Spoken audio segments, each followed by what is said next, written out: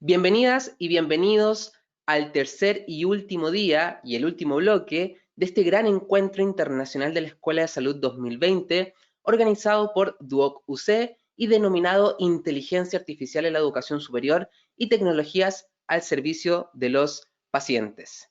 Mi nombre, Pablo Pereira Morales, codirector ejecutivo de Grupo Gerenciándome y director regional de Desarrollo de Negocios en Grupo PHR, y he sido su host a lo largo de todo este gran evento y he ido presentando justamente a todos estos grandes speakers que hemos traído para ustedes a fin de poder contribuir en su desarrollo profesional. Durante estos días hemos conversado de muchos temas. Inicialmente el martes 27 hablamos como tema central la inteligencia artificial en la educación superior, inicialmente con los temas de Big Data en actividad física y del deporte, de mano de nuestros amigos de Sports Collab. Luego hablamos de chatbot como apoyo al aprendizaje de alumnos.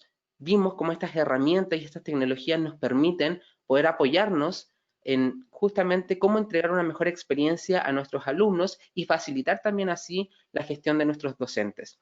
Hablamos con Mario de la Torre de Smart Training y luego con Diego Errázuriz de Duoc UC. El día de ayer, miércoles 28, el tema central fue la tecnología al servicio de los pacientes. En el primer bloque hablamos de todo lo que hacía referencia a la rehabilitación para pacientes con enfermedades cardiometabólicas en tiempos de pandemia, inicialmente con Carlos Sepúlveda de la Clínica METS y luego con Matías Monsalves de la Universidad O'Higgins. Ya en la tarde hablamos de telemedicina como apoyo diagnóstico en tiempos de pandemia, de este tema tan importante que ha tomado mucho más potencia en este último tiempo, ¿cierto? Pero que también nos dimos cuenta que venía desde hace un tiempo ya desarrollándose principalmente en nuestro país, ¿cierto? Hablamos con Juan Francisco Cabello del INTA y cerramos este día con Mauricio Matoli de la Universidad del Desarrollo. Y este tercer día, como tema central, hemos estado conversando sobre también la inteligencia artificial en la educación superior. En la mañana estuvimos hablando de la utilización del Big Data para la mejora del aprendizaje de los estudiantes, inicialmente con Martín Volante de SAP y luego con Matías Sánchez de Datalyzed. Y ahora, en este último gran bloque, y sin duda alguna un bloque muy importante para dar el cierre con broche de oro, vamos a estar hablando del rol futuro del docente, el cambio en la formación académica para favorecer la gestión de contenidos y tenemos un invitado muy especial, Fernando Valenzuela, directamente desde México, co-founder del Global Impact EdTech Alliance, y luego vamos a cerrar ya este gran evento y este gran bloque con Pablo Zúñiga de Reimagínate y UNCE. Así que antes de presentar a Fernando, y como bien hemos visto a todos estos speakers de gran nivel que hemos puesto aquí a disposición para ustedes, me gustaría dejar con ustedes a Alejandra Escobar y a subdirectora de Campus Clínico de Duoc UC, que tiene unas palabras para todos ustedes. Alejandra, adelante. Muchas gracias, Pablo. Muchas gracias a toda nuestra audiencia. Les doy la más cordial bienvenida a este último bloque de este tremendo seminario de inteligencia artificial que está organizado por nuestra escuela con mucho cariño y dedicación para todos ustedes. Hoy en día nos acompaña, como bien decía Pablo, un tremendo speaker, Fernando Valenzuela, que él va a hablar del rol futuro del docente. Un tema relevante en estos tiempos, así es que sin más, y entendiendo también que Fernando tiene un compromiso bastante importante, le doy el pase a Fernando. Así es. Bueno, Fernando, te estoy dando el Muchísimas, pase del manejo de la presentación para que puedas ir manejándola. Así que adelante, Fernando. muchísimas gracias, Pablo, Alejandra, y es un honor para mí acompañarlos hoy. Realmente creo que es una reflexión en un momento fundamental, muy interesante, y yo preparé esta charla justamente pensando desde la mirada del docente, desde este camino que tiene que modificarse a partir de lo que está pasando, no solo en tiempos de la pandemia, sino de estas tendencias tecnológicas que nos van a transformar profundamente. Así que espero que esta reflexión sea valiosa. Yo he tenido el privilegio de participar con cientos de líderes educativos alrededor del mundo que están realmente transformando la educación y quiero transmitir este tipo de reflexiones y este aprendizaje. También los invito a que la conversación no termine aquí. Ahí pongo mi dirección de Twitter por si quieren extender la conversación a los medios sociales. Entonces, empiezo con esta reflexión inicial. Nosotros estamos en un mundo que va a cambiar con o sin nosotros. Seguramente muchos de ustedes habían escuchado el término VUCA, en el cual se había hablado de un futuro vulnerable, incierto, complejo, ambiguo, y de pronto cae la pandemia y realmente nos lleva a un entorno totalmente sin precedentes, un entorno de transformación radical, de incerteza, y es un camino que hace que al mismo tiempo que se cierran algunas prácticas, se abran horizontes para los cuales nunca habíamos desarrollado habilidades. No importa el nivel de preparación, la experiencia, la cantidad de títulos que tengamos, para poder digerir y adaptarnos a este entorno no hay un aprendizaje previo. Hay una forma de respuesta futura y sobre eso es lo que voy a estar hablando. Yo pongo aquí como un ejemplo una de las decenas de discusiones que hemos tenido a lo largo de los últimos 6 meses. Y aquí tenemos, por ejemplo, la integración del director de educación de Harvard con un ex ministro de Educación de México, con la directora de la UNESCO, con el director de Google, con un think tank en Washington. Y la conclusión de todas estas mentes y toda esta conversación es que no sabemos a dónde vamos y que requerimos agilidad para transformarnos. Así que pongo esta reflexión que a mí me ha llamado mucho, que es mejor ser sorprendidos por una simulación que cegados por la realidad. Y en este contexto creo que el rol de los docentes simula mucho, seguramente algunos de ustedes vieron esta imagen en redes sociales que causó muchísimo impacto, que hablaba de este gran puente en Perú construido con la mejor tecnología, con los materiales más resistentes, y se tiró una gran apuesta que decía, a este puente no lo puede tirar nadie. Y resulta que el puente lo que le cambió fue el cauce del río. Y se volvió inservible por su rigidez. Se volvió inservible porque no supo adecuarse, no tenía las condiciones para adecuarse. Entonces, desde la reflexión docente, lo que nos corresponde es pensar en cuáles son estos aspectos en donde tenemos hoy un control, una rigidez, y voltear a la flexibilidad y a la adaptabilidad.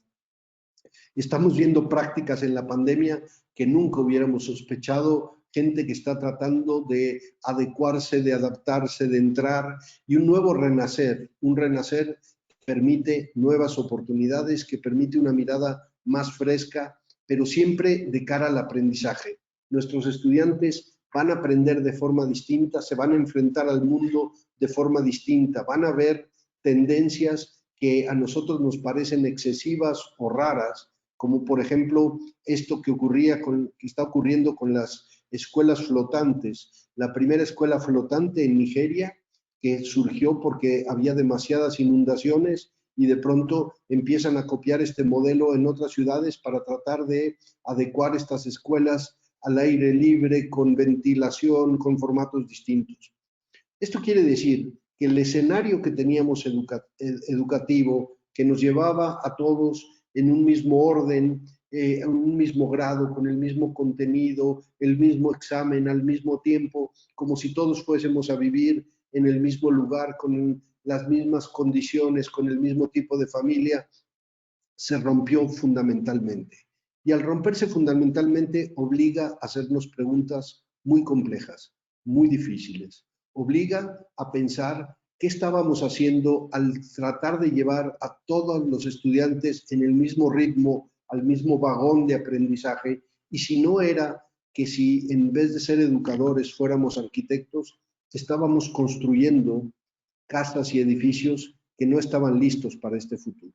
Un futuro que tiene vectores y fuerzas que nos están cambiando radicalmente. No es solamente la tecnología, hay cambios políticos, hay cambios sociales, hay evolución de modelos.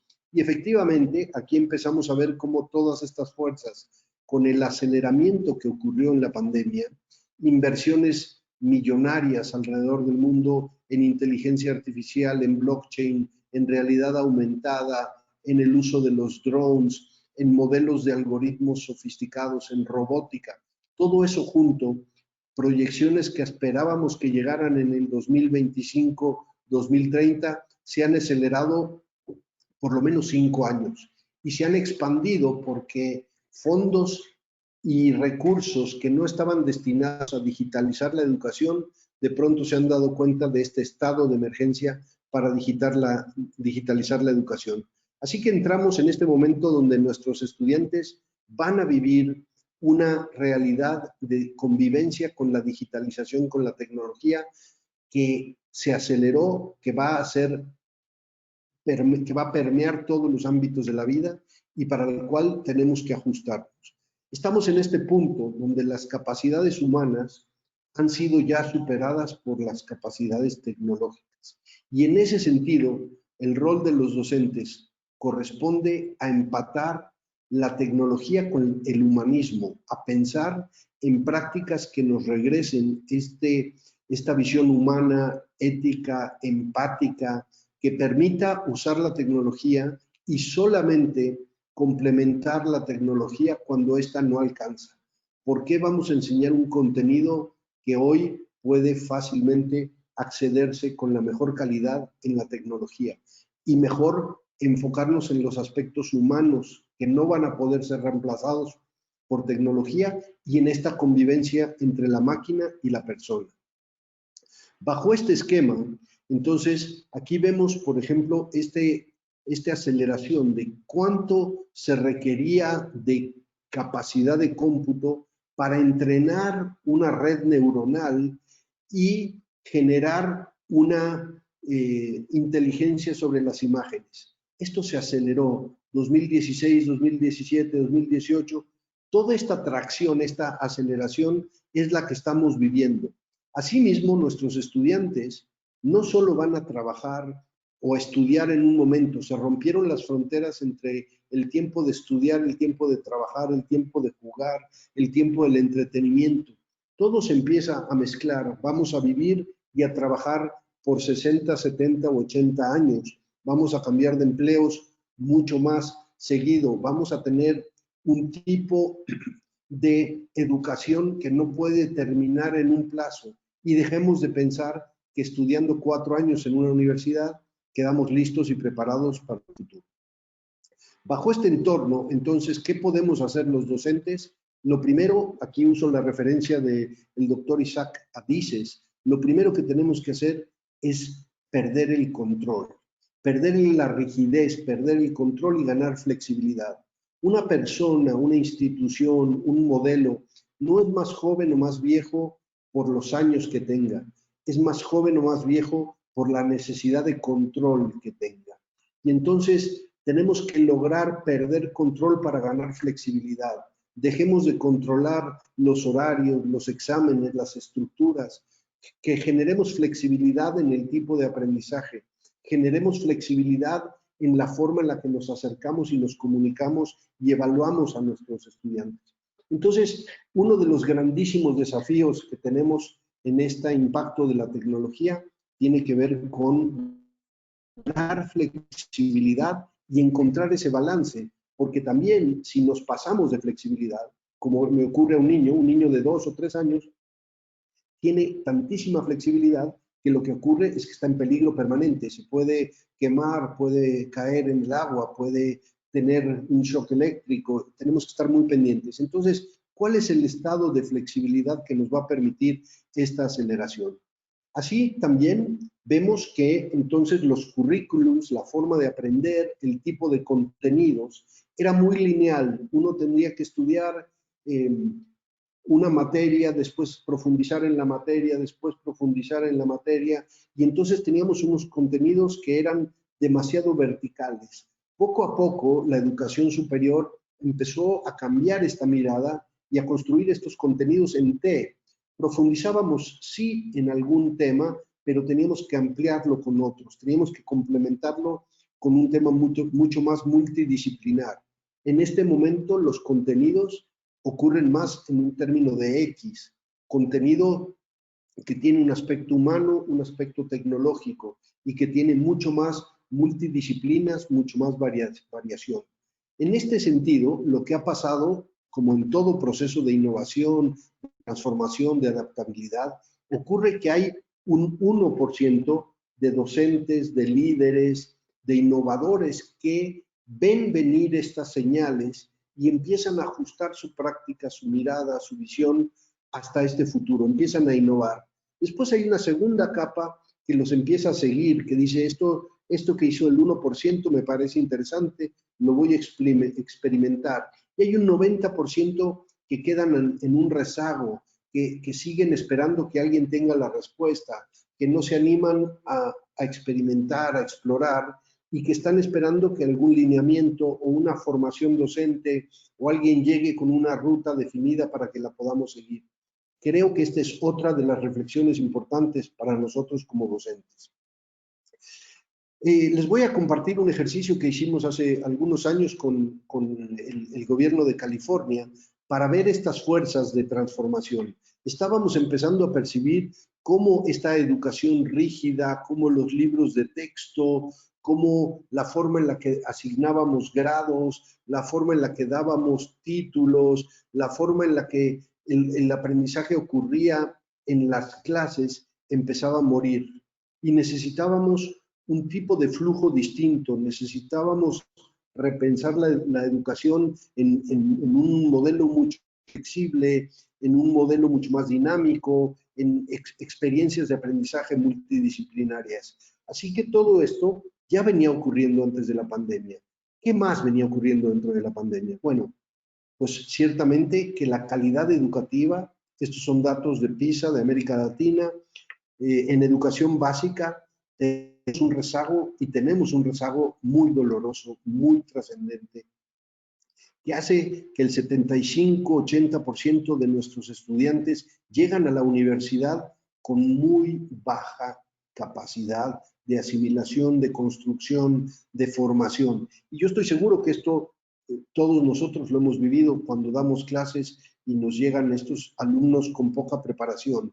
Otro de los grandes dolores que teníamos en educación, esta es información que analizamos de toda América Latina, en cada transición, cómo vamos perdiendo talento, personas que se caen, y ahí mismo vemos la enorme inequidad. Las personas, los más ricos, probablemente logran llegar hasta el último nivel de educación básica en un 82-84%, mientras que los más pobres solamente en un 38%. Este tipo de tendencias, este tipo de información ya estaba, ya la sabíamos, ya nos estaba pesando, pero llega la pandemia y la hace brutalmente más relevante. Yo propongo y desarrollé una metodología que hace que pensemos en la educación como 4 fuerzas, que todas las decisiones las tomemos en un balance entre lo pedagógico, lo tecnológico.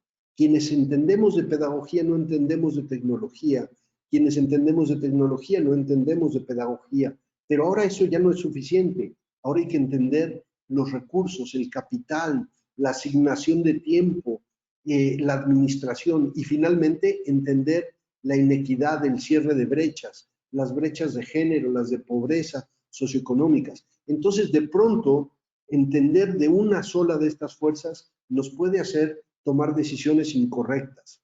También la forma en la que vemos los retornos en educación. El retorno de aprendizaje o el retorno de inversión no son suficientes. Esta es otra metodología que desarrollé en la pandemia, que habla de, ahora tenemos que pensar en el retorno del tiempo.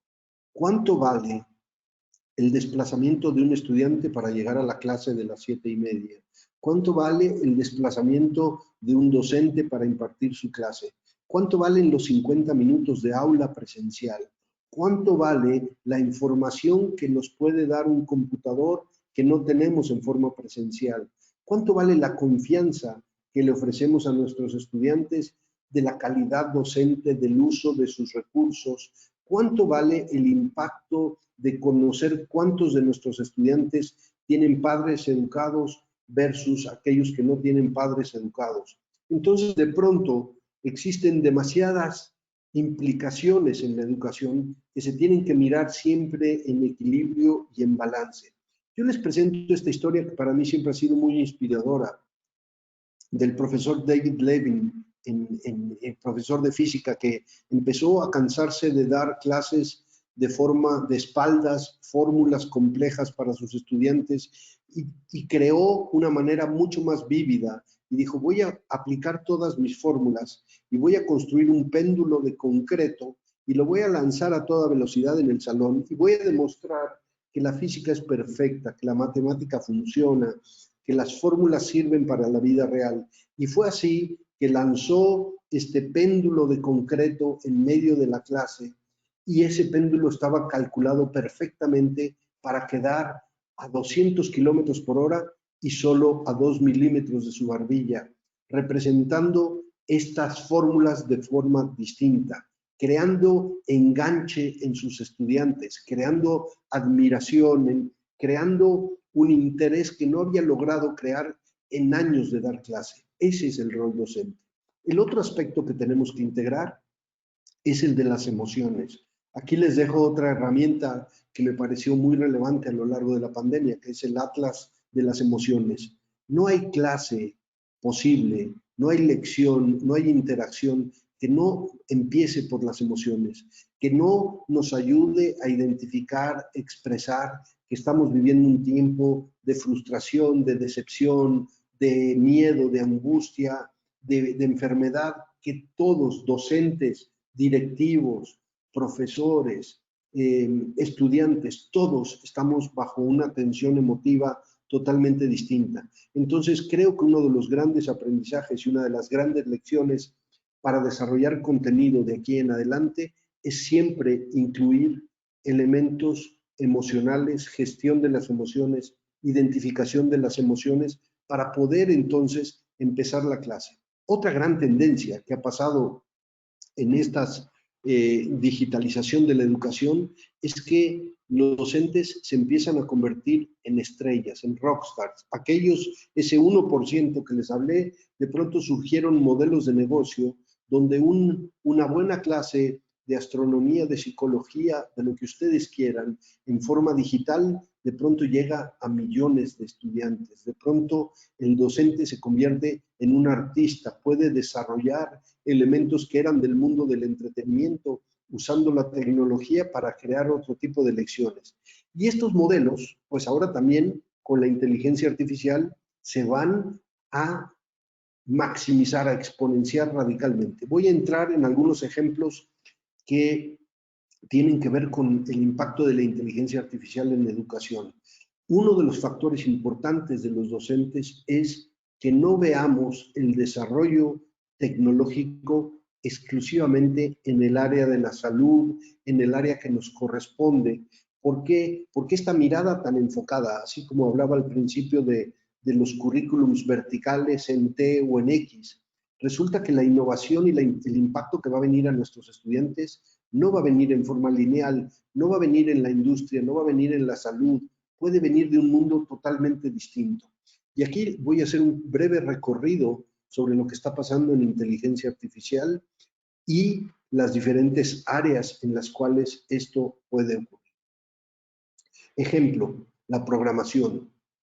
Un algoritmo de inteligencia artificial hoy puede traducir en forma 90% perfecta el código que fue escrito para un programa en otro lenguaje de computación. Faltan escasos meses para que ese 90% se convierta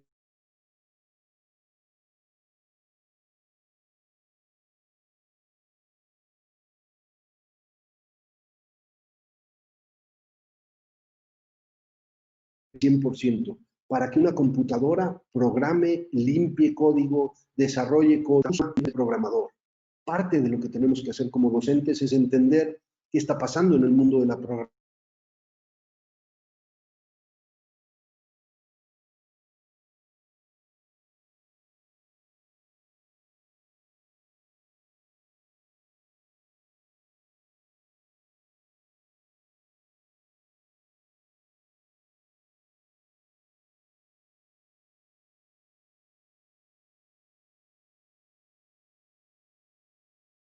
Otra, la forma en la que estas imágenes se pueden interpretar, se pueden ajustar y se pueden utilizar los algoritmos. Resulta que aquí tenemos una manera de comparar el juego de tenis de un jugador del 2020 con un jugador de 1980.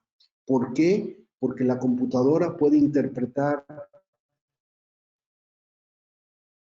movimientos, reacciones, condiciones, fuerza, velocidad, estructura física, y entonces podemos virtualmente hoy llevar un juego entre Federer con Williams, entre alguien más del siglo pasado con el jugador de hoy, comparar desempeños. Entonces, quizás estos no son los ámbitos de salud o de educación tradicional, pero ciertamente estas capacidades, todos los docentes tendríamos que estar monitoreando, evaluando, tendríamos que tener un radar de posibilidades, de señales de futuro, una construcción de escenarios.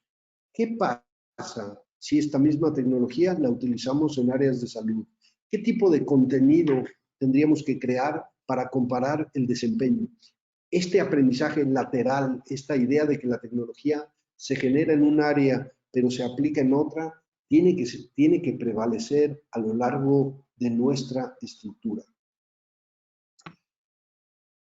Aquí vemos, por ejemplo, también cómo la tecnología y la inteligencia artificial puede predecir la profundidad, el terreno, y entonces los robots que se están construyendo hoy son capaces de leer el entorno, son capaces de ajustarse y de determinar algoritmos de velocidad, algoritmos de seguridad, identificar elementos alrededor de su camino.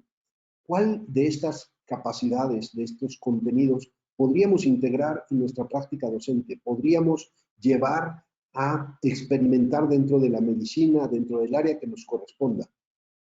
Aquí tenemos, por ejemplo, también esta capacidad de lectura que la tecnología y la inteligencia artificial empiezan a desarrollar de las imágenes. Antes era muy complejo identificar un número, una letra dentro de una imagen. Pues esto también se aceleró. Hoy podemos identificar componentes dentro de una imagen de forma mucho más certera que lo que podríamos hacer antes. Entonces, se está acelerando. ¿Por qué? Porque la inteligencia artificial nos va a permitir leer lo que está pasando en el entorno, interpretar cualquier imagen, está ayudando a gente con deficiencia visual, auditiva, está generando autos autónomos, está generando una gran cantidad de posibilidades para las cuales probablemente no se pensó originalmente esta tecnología. Asimismo, en el tema del desarrollo de capacidades, vean este reporte que debería ser una llamada de atención. Estas son las estadísticas de la cantidad de investigadores que estaban investigando inteligencia artificial en una universidad y que han sido contratadas por la industria. Google, Amazon, IBM, Uber, Facebook, Apple. Lo que están haciendo es buscar desesperadamente talento. Y el talento que existía en las universidades, que eran aquellos investigadores que empezaban a hablar de nuevas tecnologías que parecía que no iban a tener aplicación, de pronto hay una oleada de talento que sale de las universidades y llega a estas nuevas funciones digitales en empresas, en bancos, en mercados de consumo. Entonces, ¿qué va a pasar si perdemos el talento de las universidades y se va a las empresas? ¿Qué va a pasar si las empresas son quienes están haciendo la investigación?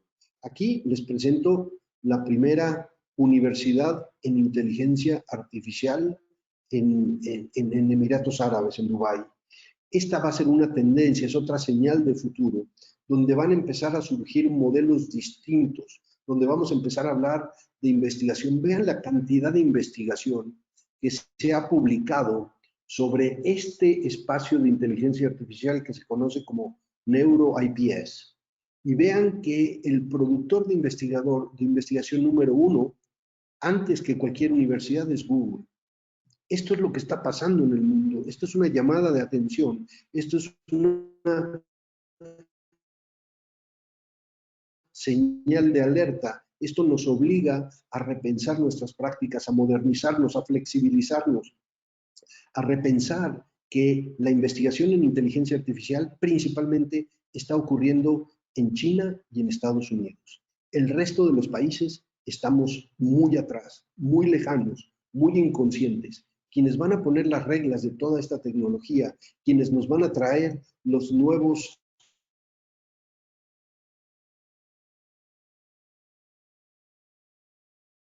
autos autónomos, los que van a tener la inteligencia de todos los espacios físicos, que van a conectar las cámaras con los sensores, que van a tomar decisiones, todas estas cosas que ya no son ciencia ficción, que ya existen, van a ocurrir a partir de ese talento, de esa exposición a este nuevo tipo de digitalización, a este nuevo tipo de desarrollo.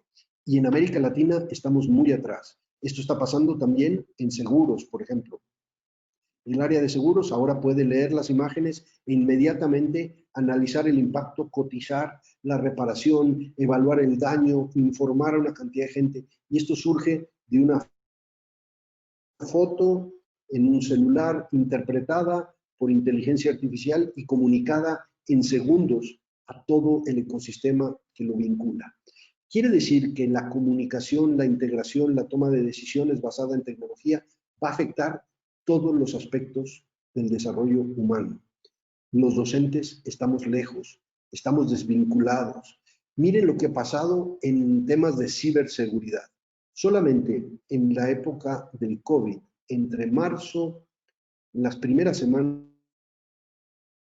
de marzo, la aceleración que tuvimos en ataques de ciberseguridad en el mundo fue gigantesca.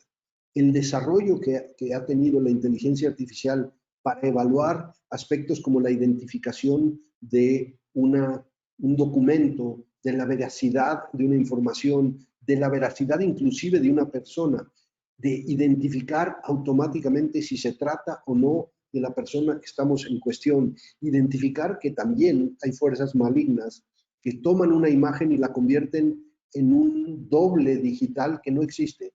La persona de su lado derecho es una persona creada por la computadora a partir de otra persona. Y esa persona puede imitar, puede crear, puede construir un perfil digital. Todo esto va a tener implicaciones en nuestros estudiantes, en nuestras decisiones, en nuestros contenidos. Para mí, esta es una llamada de emergencia, esta es una llamada de atención, es una preocupación por integrar en nuestras decisiones información que venga de estos mundos. ¿Por qué? Porque el tipo de trabajo al que van a acceder nuestros estudiantes va a estar plagado de todas estas fuerzas, va a estar totalmente desarrollado por estas tecnologías y antes pensábamos, bueno, sí, pero es probable que llegue en el 2050 y para el 2050 ya no estaremos aquí. Pues resulta que el 2050 se convirtió en 2025 y resulta que todo esto que les estoy mostrando no es ciencia ficción. Aquí hay una computadora que pudo doblar exactamente el tono de voz de una persona, al grado que esta persona no podía reconocer si se trataba de él mismo o no. Piensen en las implicaciones que esto puede tener. Una computadora es capaz de tomar el tono de voz de una persona y digitalmente convertirlo en el mismo tono de voz. Tenemos ahora robots que están fabricando otros robots.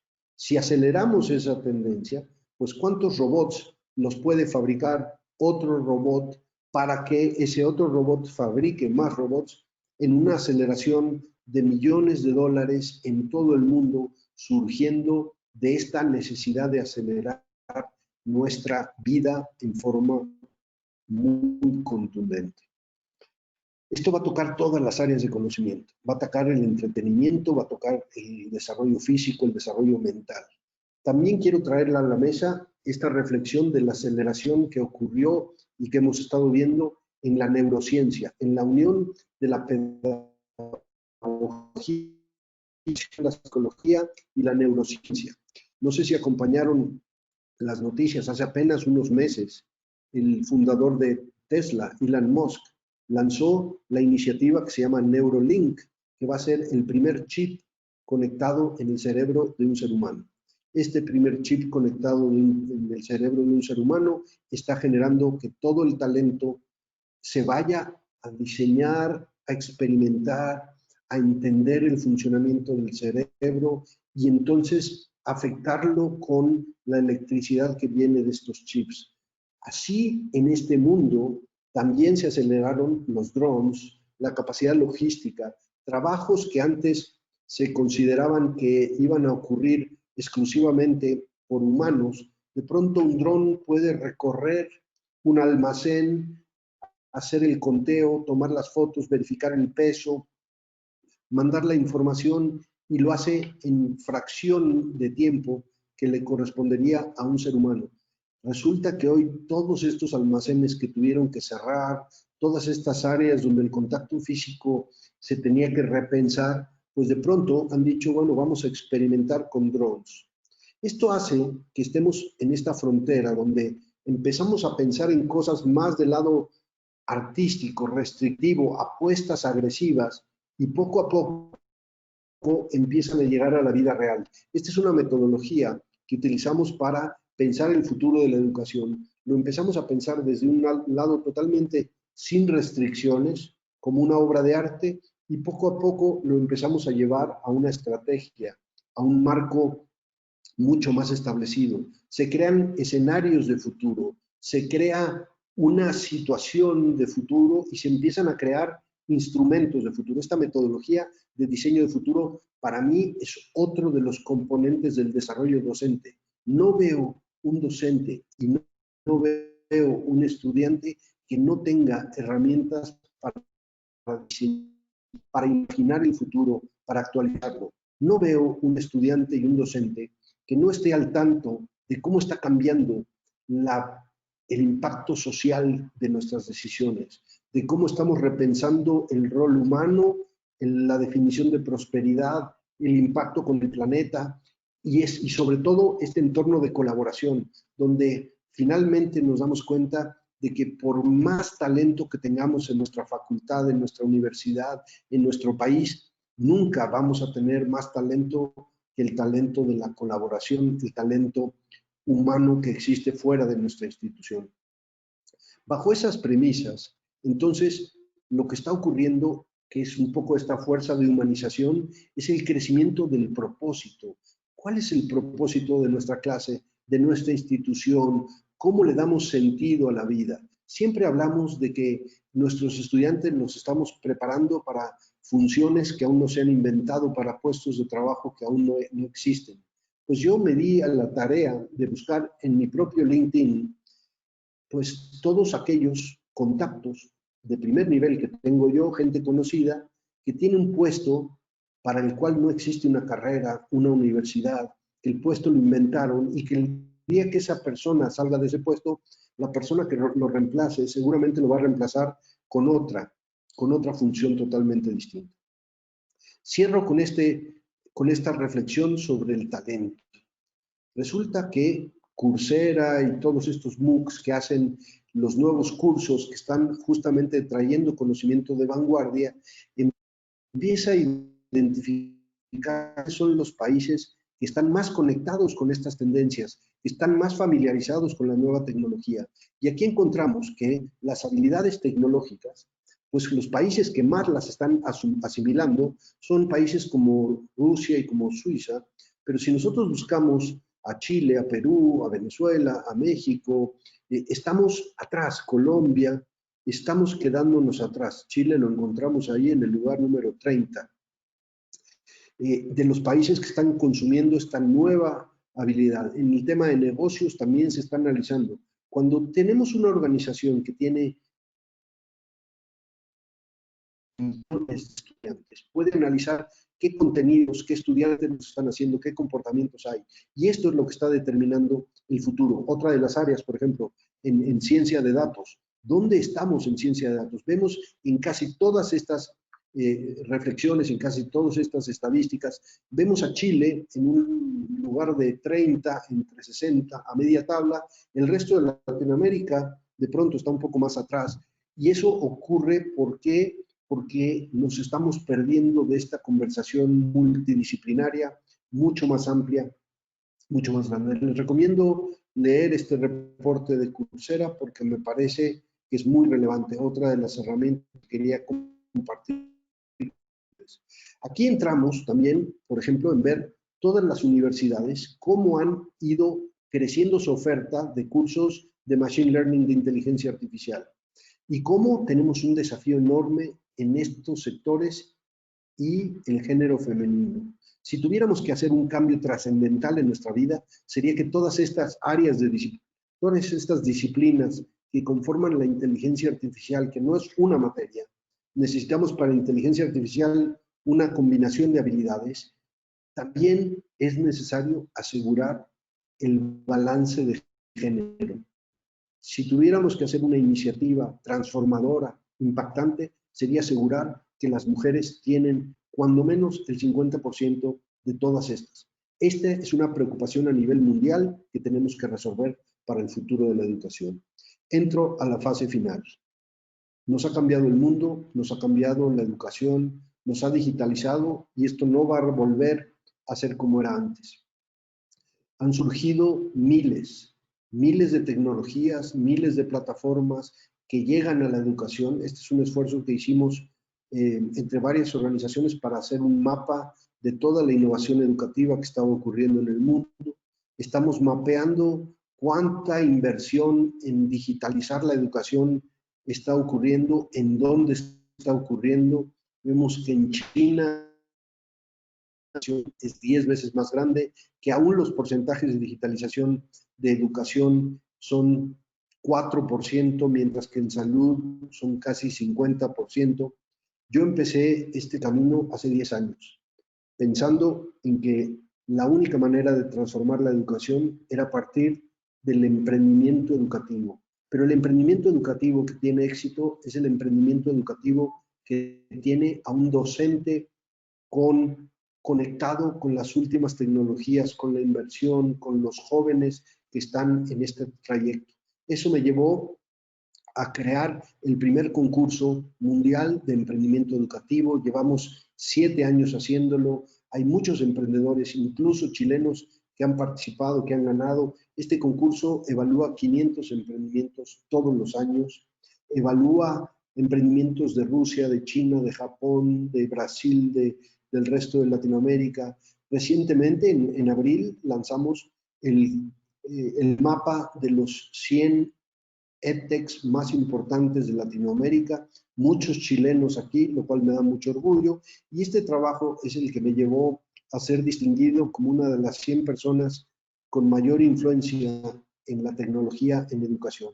Mi misión es ayudar a universidades, a escuelas, a repensar, a integrar estos modelos, a explorar, a crear laboratorios. Ahora estoy trabajando con el BID en El Salvador para crear el primer realidad aumentada para la medicina en América Latina. Deberíamos de crear un consorcio de apoyo para hacer esto, compartir mejores prácticas. Cierro con una reflexión final. El futuro existe primero en la imaginación, después en la voluntad y finalmente en la realidad. Agradezco muchísimo esta oportunidad, me honra ser parte de esta discusión. Espero que estas reflexiones hayan sido relevantes para ustedes. Tengo 5 minutos para responder algunas de sus respuestas, pero los invito a que, y me apena porque tengo un compromiso que me impide quedarme más tiempo, pero los invito a continuar la conversación, ya sea por las redes sociales. Les puedo hacer llegar esta presentación, ya la tienen los organizadores y pueden compartirla libremente. Lo único que les pediría es que lo hagamos en formato PDF, porque algunas de estas gráficas no tengo los derechos. Muchísimas gracias por la oportunidad.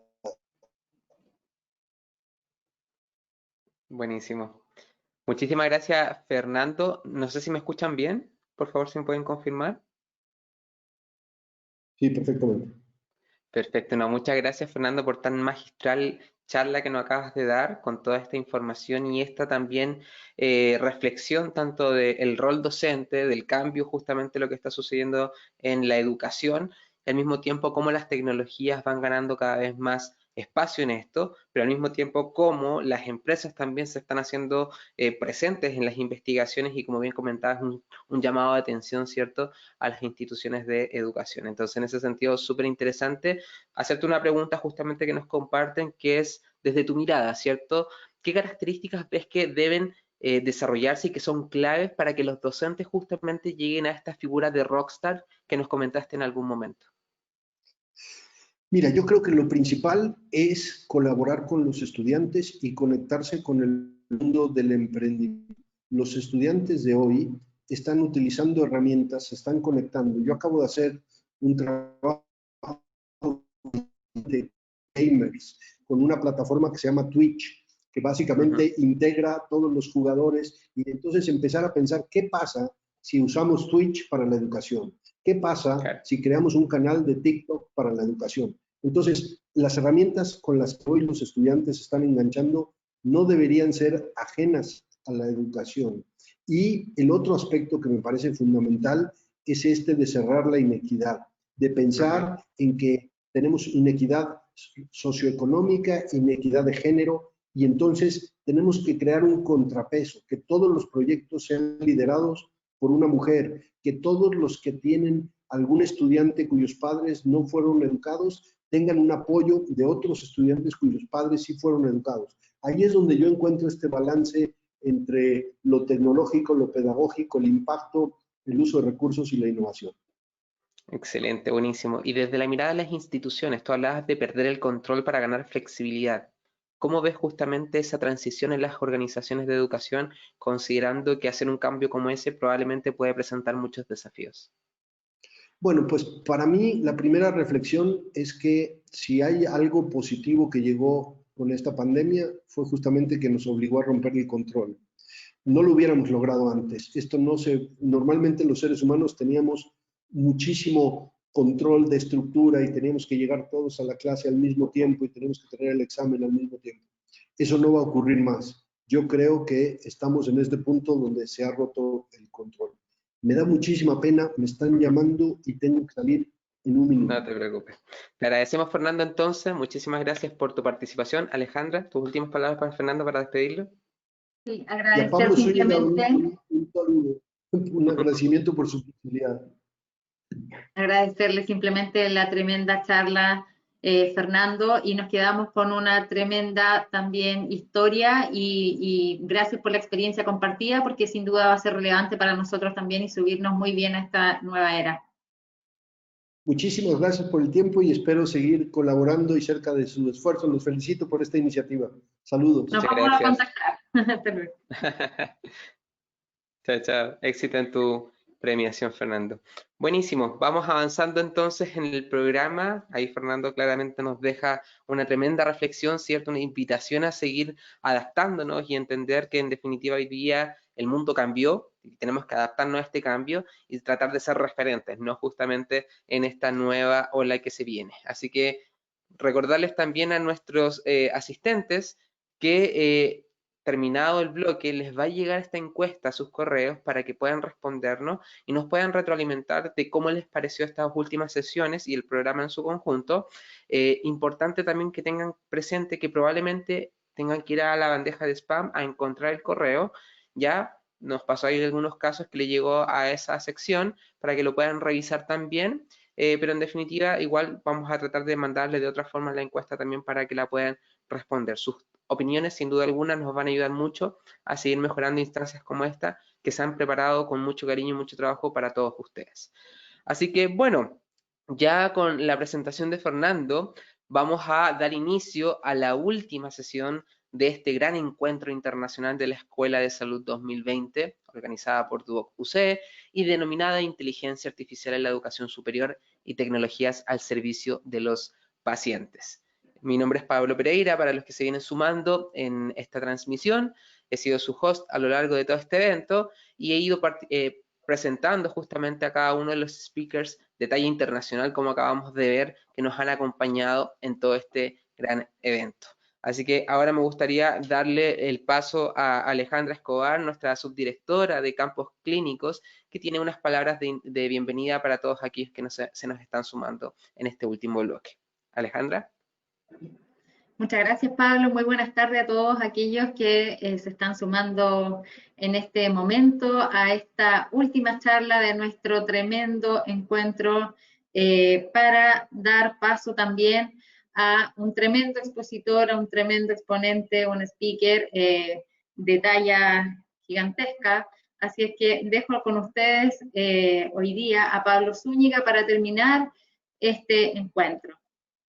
Buenísimo, muchas gracias Ale. Bienvenido Pablo, te voy a dar el pase para que puedas manejar la presentación directamente. Y bueno, Pablo Zúñiga, asesor pedagógico y cofundador de Reimagínate y adicionalmente profesor de inglés en la UNCE. Pablo, bienvenido y ya todo tuyo para que puedas empezar tu tremenda presentación que sin duda alguna también nos va a aportar muchísimo en este desarrollo que estamos buscando. Hola, hola, buenas tardes. ¿Pueden escucharme? Por favor, me hacen una señal. Fuerte y claro. Muchas gracias, Alejandra, por tu presentación. Muchas gracias también, Pablo, por la invitación a ser parte de este encuentro internacional de la Escuela de Salud. Yo les vengo a hablar del rol futuro del docente. Nos vamos a pasear un poco por el tema pedagógico y también por el tema de la gestión pedagógica en favorecer la gestión de los contenidos. No sé si Pablo ve en la pantalla que dice conexión de red lenta o es algo... No, no es de mi computador. Sí, es extraño. Y ahora sí. Muy buenas tardes a todos. Bueno, como decía Pablo, mi nombre es Pablo Zúñiga Muñoz, soy profesor de inglés de formación y también magíster en dirección y gestión escolar, cofundador de Reimagínate. Y quisiera partir planteándoles una pregunta. No sé si puedo pasar a la siguiente. No sé si me hiciste ya hospedador, Pablo, porque apreté 2 veces y no, aún no pasa. Ahí pasó. ¿Cómo nos imaginábamos el futuro? Vamos a hablar del rol futuro del docente. Entonces, ¿cómo nos imaginábamos el futuro hace 60, 70 años atrás? Teníamos... estoy un poquito complicado con la mano. Veíamos entonces que una familia nos mostraba cómo iba a ser el futuro en los años 60, 62 más o menos fue cuando partió esta serie de dibujos animados que nos mostraba pantallas planas, nos mostraba ver en nuestros relojes distintas cosas, no solo imágenes, sino que también controlar nuestra salud a través de los relojes, tener clases virtuales, como vemos ahí a la esposa de la familia, también tener asistencia médica remota a través de las pantallas, vemos cómo el dentista está viendo al niño ahí, y vemos también cómo la limpieza de nuestro hogar se automatizaba. Ahora tenemos robots que aspiran, barren, trapean, limpian ventanas, etc. Y el teletrabajo, que también se imaginaba, espero que ustedes no tengan un jefe como el que tenía el de la familia, pero en el teletrabajo se veía esto, ¿no? Que podíamos trabajar desde nuestros hogares y que ahora es una realidad.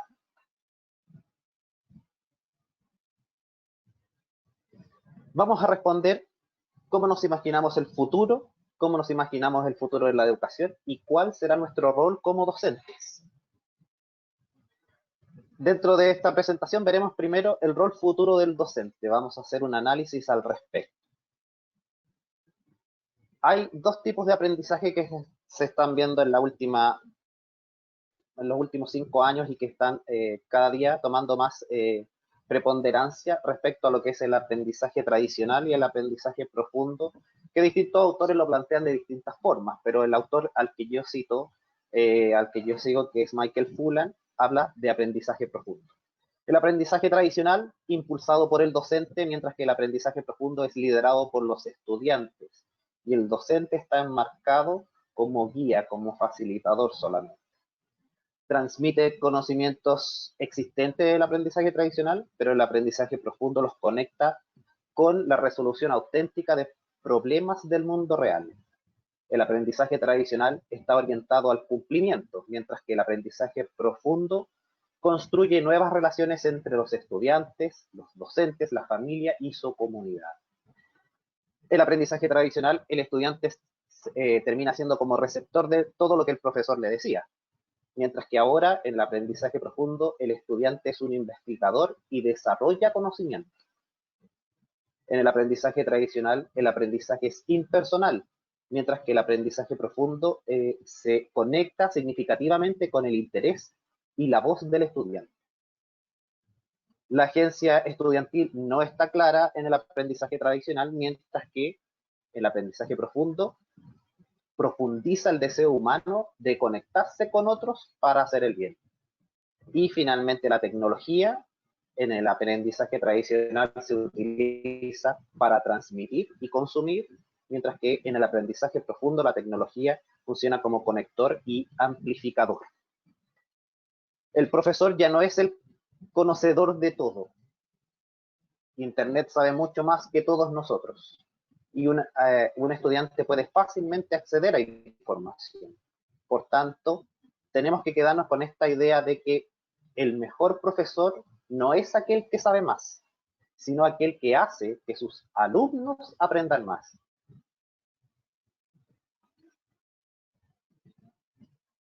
Dentro de la formación académica, vamos a ver cuál es el objetivo de la formación académica. ¿Está usted comprometido con el desarrollo de nuestra sociedad? ¿Se adapta y asume los nuevos desafíos que permanentemente van surgiendo? Estas preguntas se las planteo porque son parte de la misión de Duoc-UC y son parte de la formación académica de Duoc-UC, que busca en su perfil de estudiante que los estudiantes y especialmente los titulados se esfuercen por lograr que Chile y el mundo se beneficien positivamente con su comportamiento y ejercicio laboral. Entonces, en la formación académica tenemos un objetivo que nos va a dar las luces de dónde queremos llegar con nuestros estudiantes. Ahora, ¿qué sociedad tenemos?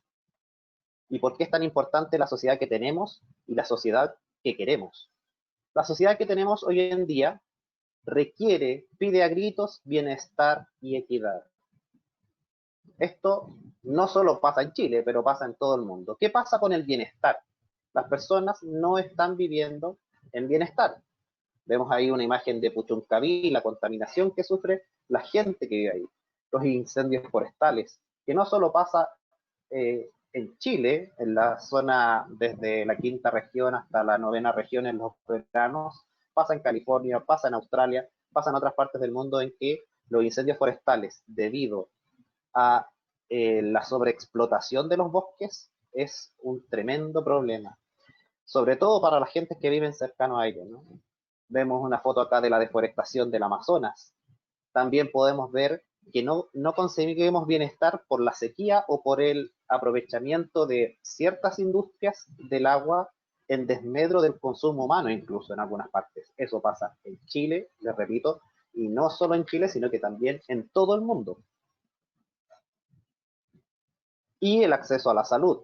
Estamos viviendo una pandemia en que no todos tenemos acceso a la misma calidad de la salud. Entonces, el bienestar de nuestra sociedad está en peligro. Y la equidad, ¿qué pasa con la equidad? También tenemos a la sociedad pidiendo a gritos equidad, tenemos a las mujeres pidiendo equidad, tenemos también a las personas en distintos estratos socioeconómicos pidiendo equidad. Las mujeres no solo en Chile, sino que en todo el mundo. Y lo que refiere a los tratos socioeconómicos o a las diferencias socioeconómicas pasa en Chile, porque lo vemos más cercano acá con lo que pasó a partir del 18 de octubre del año pasado, pero también esto se replica en otros lugares del mundo. La equidad está siendo un problema global. Vemos lo que pasa en Estados Unidos con las personas de raza negra que reciben un trato completamente distinto, los latinos también, a los de raza blanca, con asesinatos incluso de parte de la policía, reconocidos y juzgados, pero que la gente ve que no existe equidad al respecto. Y nos vamos a otra parte del mundo, Hong Kong. Mientras fue colonia británica, tenían un sistema de vida y al pasar al gobierno chino están teniendo un cambio que ellos no quieren. Entonces, el tema de la equidad y el bienestar está siendo un problema global y la gente a gritos está pidiendo una solución. ¿Qué hacemos aquí? Nos vamos a la casa y ya cerramos todo, cerramos y ponemos candados. No, yo creo que tenemos que hacer algo. Yo creo en un mundo mejor. Pero más que yo creo en un mundo mejor, yo creo un mundo mejor a través de la educación, a través de la formación, en este caso de profesionales de la salud.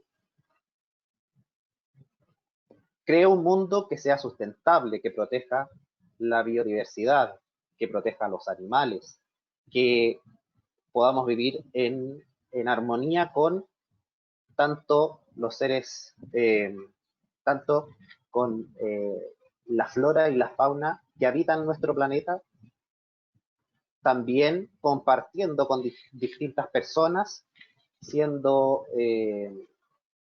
solidarios con cada uno de ellos, siendo conscientes de que somos parte de un globo, somos ciudadanos de un planeta, y en esta integración social es donde nosotros podemos llegar a encontrar un sentido en la vida y finalmente llegar a esto, a que una vez que nosotros lleguemos a la adultez podamos entregarles a nuestros niños, a nuestros hijos, a nuestros nietos un mundo mejor.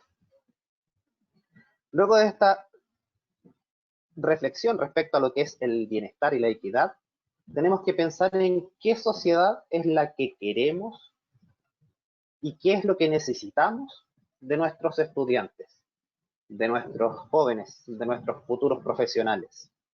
Y necesitamos que cada uno de ellos tenga competencias que le permitan adaptarse a un mundo que está en constante cambio, está en constante movimiento y transformación.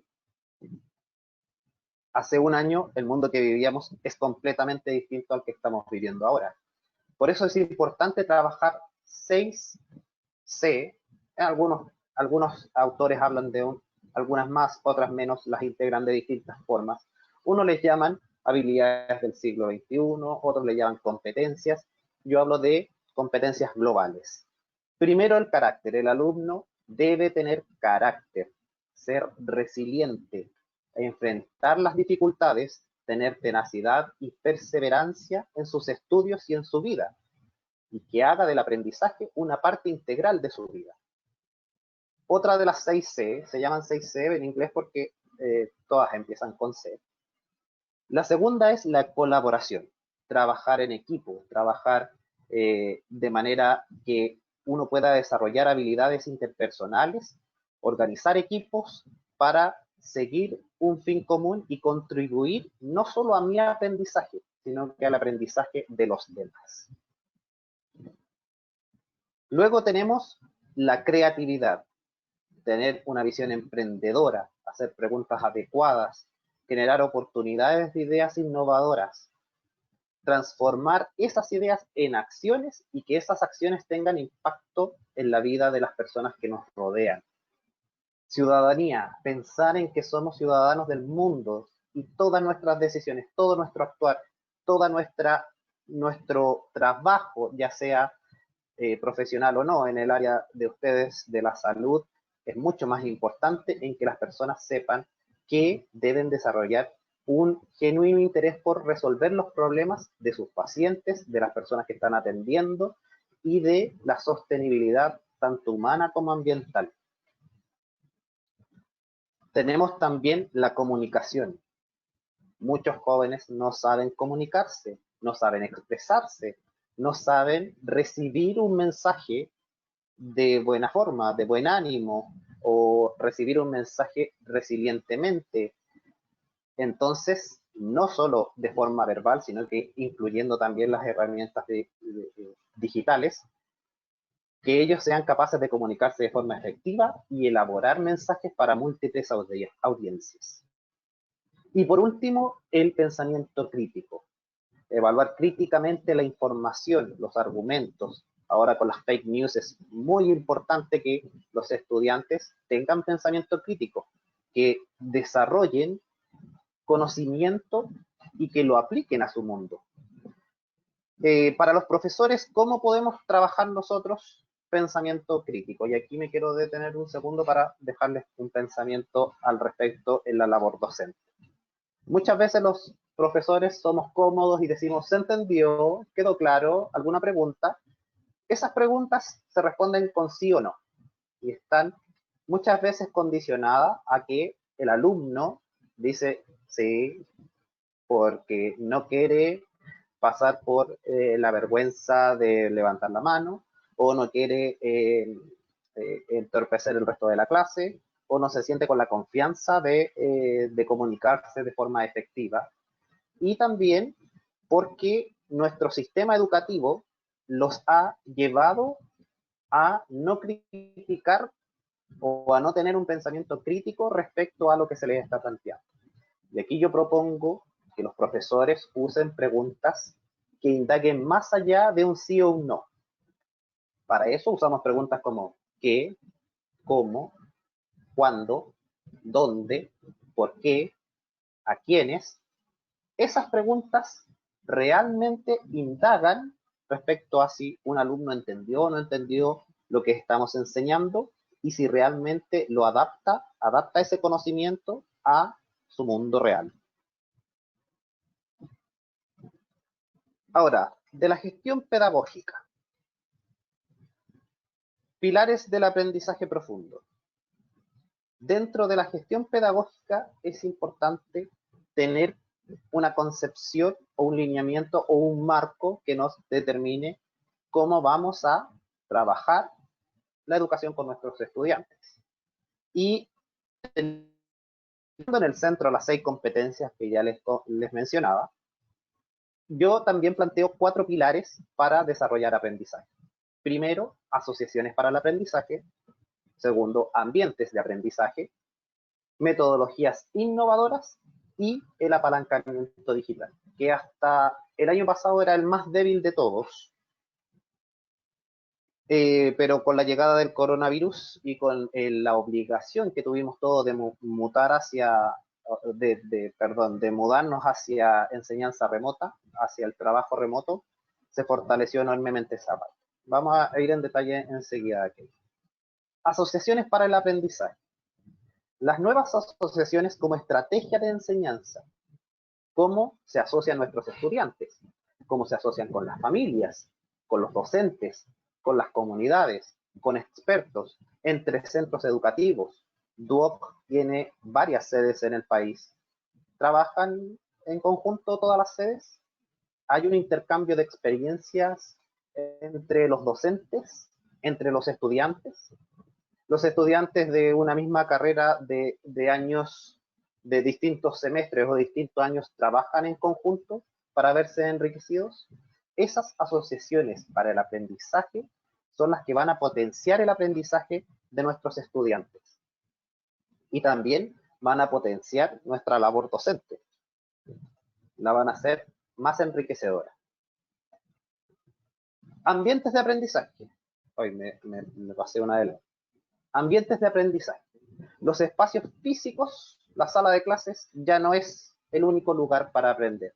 También tenemos ahora los espacios virtuales, pero también hay otros espacios que optimizan el aprendizaje. Está el centro educativo, la casa, el aire libre, la biblioteca, plataformas virtuales, pero también en el ámbito de la salud está el CEFAM más cercano, o el centro médico más cercano, o el hospital más cercano, o la clínica más cercana, o el sector donde yo vivo, cuáles son los hábitos de vida de las personas que viven alrededor mío. Entonces, yo debo sacar el aprendizaje solo de la sala y llevarlo a otros ambientes, llevarlo al parque, llevarlo a otras esferas en las cuales los estudiantes puedan ver in situ cómo se están dando estas condiciones. Luego tenemos las metodologías innovadoras, o hablamos de nuevas pedagogías, y tiene que ver con fusionar metodologías probadas y emergentes que resuelvan problemas de la vida real. y que tengan al estudiante como protagonista y al docente solo como activador. Ya les decía hace un rato, el docente ya no es como era antes, que era el que sabía todo. Hoy en día los alumnos pueden acceder al aprendizaje mediante internet o mediante otros sistemas, y el docente ya no es quien sabe más. Y como les mencionaba hace un rato, la idea central es que el docente haga de su práctica el que, no necesariamente el mejor docente era el que sabía más, sino que el que hacía que sus estudiantes aprendieran más. Y por último tenemos el apalancamiento digital. Hasta el año pasado teníamos el problema de que este era el pilar más débil de los 4 pilares del aprendizaje profundo. El apalancamiento digital se veía condicionado a que tanto estudiantes como docentes no tenían mayores competencias digitales. Ojo, que muchas veces se habla de que nuestros estudiantes son nativos digitales, pero son nativos digitales no para todas las cosas digitales. Son nativos digitales para usar un celular, para jugar algún tipo de juego en línea o para jugar en alguna consola. Se manejan muy bien en pantallas, pero no necesariamente eso dice que ellos son eh, expertos utilizando las tecnologías, utilizando, por ejemplo, una planilla Excel. Hay muchos alumnos que no saben usar una planilla Excel y que eso repercute en que no sean capaces de agilizar sus procesos, de agilizar su forma de aprender y de entregar información cuando se le requiere en trabajos, en papers o en presentaciones. Entonces, el apalancamiento digital tiene que ver con usar la tecnología como facilitadora, potenciadora y aceleradora del aprendizaje. Sobre todo ahora que a partir de marzo, cuando se implementó la modalidad de clases remotas, principalmente online, tanto los docentes como los alumnos han ganado enormemente en capital respecto a el manejo de herramientas digitales. Y nuestra misión es aprovechar estas habilidades digitales que han adquirido los docentes y los alumnos en la enseñanza a distancia.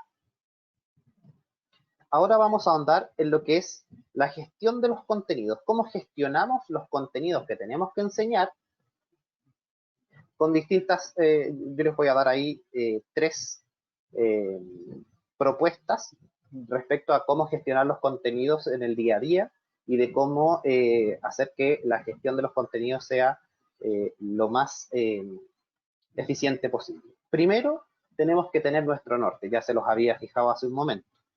Rigor académico. La palabra rigor no es muy bienvenida cuando uno la dice, pero el rigor académico tiene que ver con ser consecuentes respecto a lo que nosotros queremos de nuestros alumnos. La misión de Duoc es formar personas en el ámbito técnico y profesional con una sólida base ética inspirada en los valores cristianos, capaces de actuar con éxito en el mundo laboral y comprometidas con el desarrollo de la sociedad. Esa misión enmarca cuál va a ser el rigor académico de todos los docentes de Duoc UC, de todas las áreas.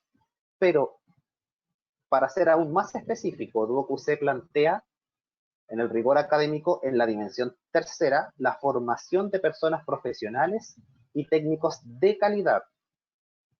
La formación de los estudiantes en Duoc UC tiene un carácter marcadamente práctico, a través de ambientes de aprendizaje activamente vinculados con los sectores laborales.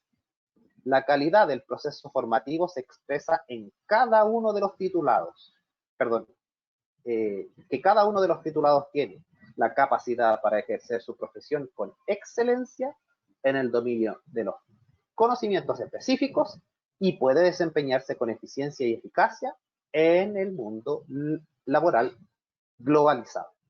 Entonces, esta dimensión de la formación de personas profesionales y técnicos de calidad es lo que va a enmarcar nuestro rigor académico.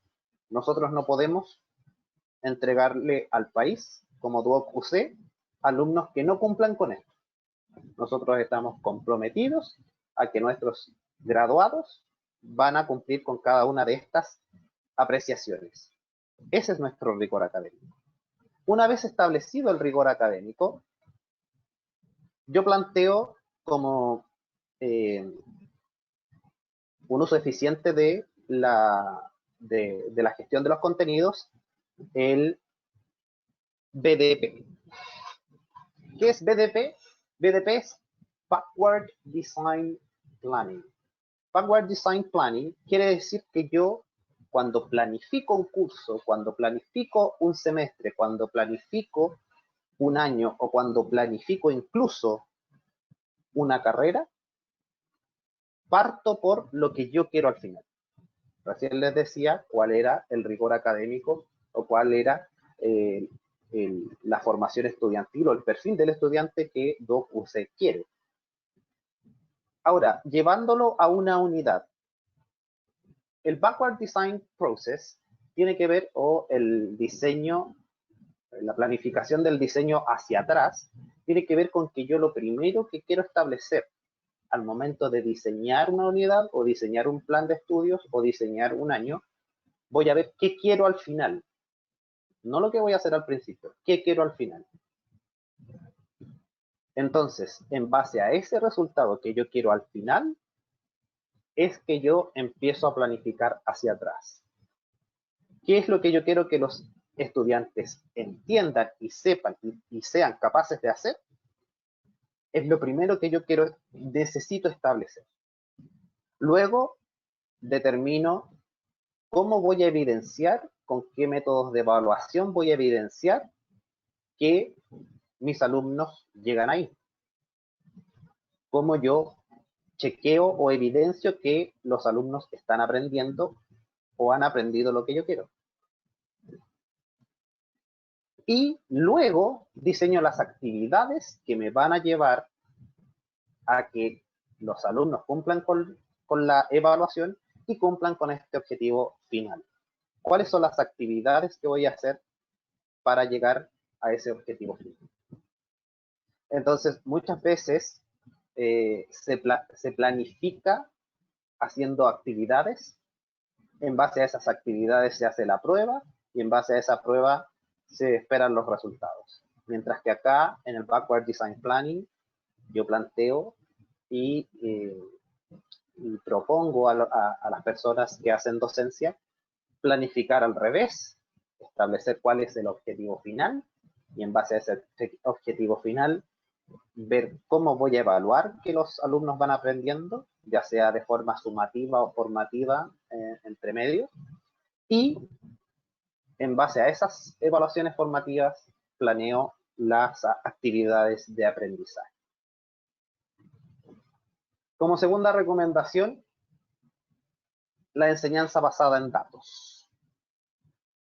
La enseñanza basada en datos quiere definir una hoja de ruta para el rigor académico. Ya hablábamos de lo que era el rigor académico establecido por la institución.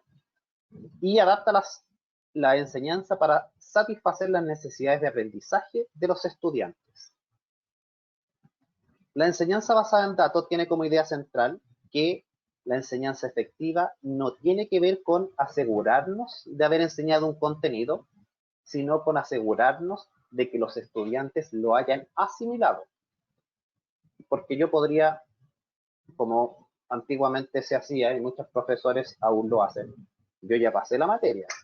Si usted la entendió o no la entendió, ese no es problema mío. Pero la enseñanza efectiva no tiene que ver con asegurarnos de haber pasado la materia o de haber enseñado un contenido, sino con asegurarnos de que los estudiantes lo hayan asimilado. ¿Cómo sabemos si los estudiantes asimilaron algo o lo entendieron o lo aprendieron? Y si no están aprendiendo, ¿qué vamos a hacer? Los profesores más eficientes saben cuando la enseñanza está funcionando efectivamente. Y si ello no ocurre, corrigen las deficiencias. Respecto a la evaluación, ¿qué aprenderán los estudiantes?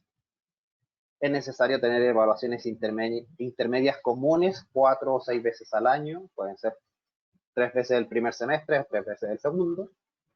Tener un punto de vista transparente respecto a la evaluación. Los profesores revisan la evaluación antes del comienzo de cada ciclo. Es decir, backward design planning. O sea, yo antes de pasar toda la materia o pasar el contenido, reviso la evaluación. Y las evaluaciones definen el plan de acción para la enseñanza. También alinear el rigor académico institucional y reevaluación de objetivos de aprendizajes enseñados anteriormente. No puedo simplemente pasar un contenido, un objetivo, y después nunca más lo revisé o nunca más lo toqué.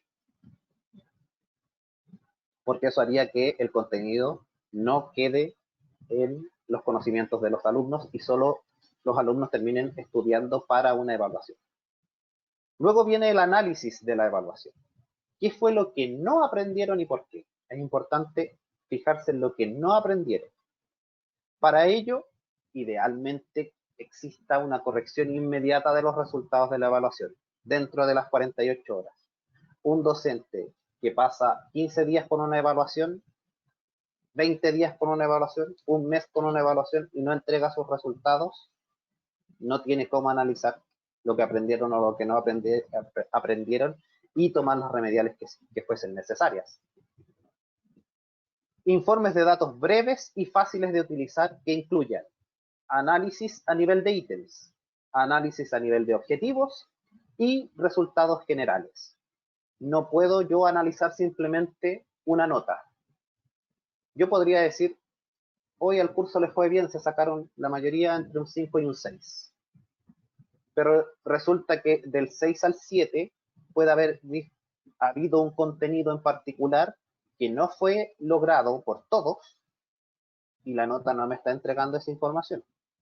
Por eso, acá yo planteo un análisis por ítems, por objetivos y resultados generales. Los resultados generales sí me pueden dar cierta evidencia, pero si no analizo los objetivos y no analizo los ítems, no puedo yo seguir mejorando mi práctica docente ni tomar decisiones en base a resultados. Lo que les estoy hablando acá es enseñanza basada en datos.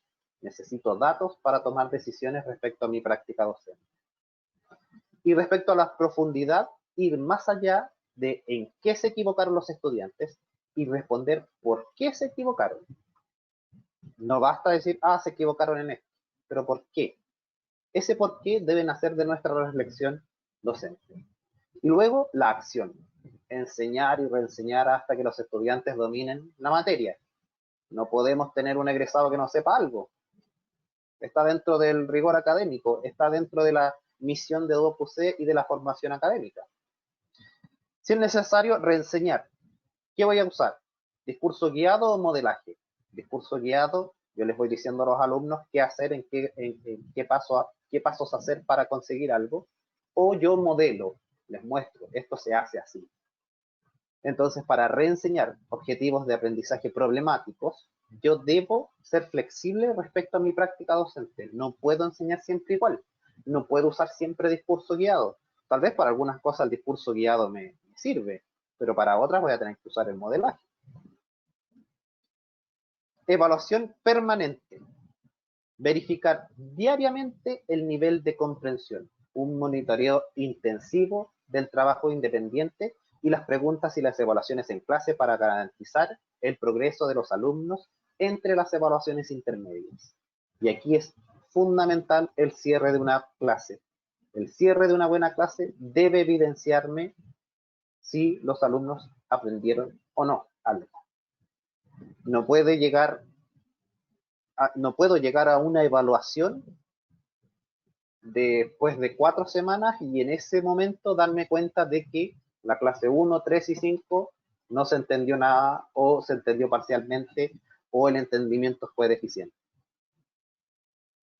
Y tercero, alumnos comprometidos. primero el alumno conoce el objetivo final, conoce el rigor académico, está enterado de los resultados que va teniendo y de las medidas que debe tomar para mejorar su desempeño. Tampoco estamos diciendo acá que toda la responsabilidad es del profesor. Acá claramente les planteo que los alumnos deben estar comprometidos y deben tener muy en claro cuál es el objetivo final que yo quiero en mi curso. Si usted no lo cumple, va a ir recibiendo información constante en las evaluaciones, tanto clase a clase como en las evaluaciones intermedias.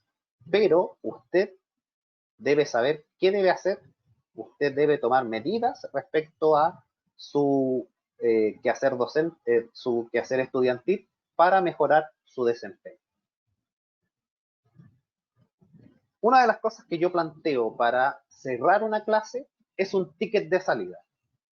Se habla de un ticket de salida en la literatura de la pedagogía respecto a un ticket porque es un papel pequeñito, como un ticket de, por ejemplo, el que nos entregan cada vez que pagamos algo, un ticket de cine, un ticket de una entrada a algún lugar.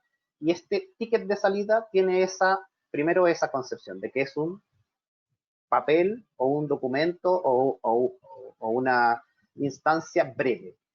Este método permite verificar los aprendizajes de los estudiantes durante una sesión, es decir, una clase. Se aplica al final de la clase o de la ayudantía y tiene diversas modalidades de aplicación. Lo importante es que sea breve, que apunte al objetivo de la clase y que los datos sean fáciles de obtener y tabular.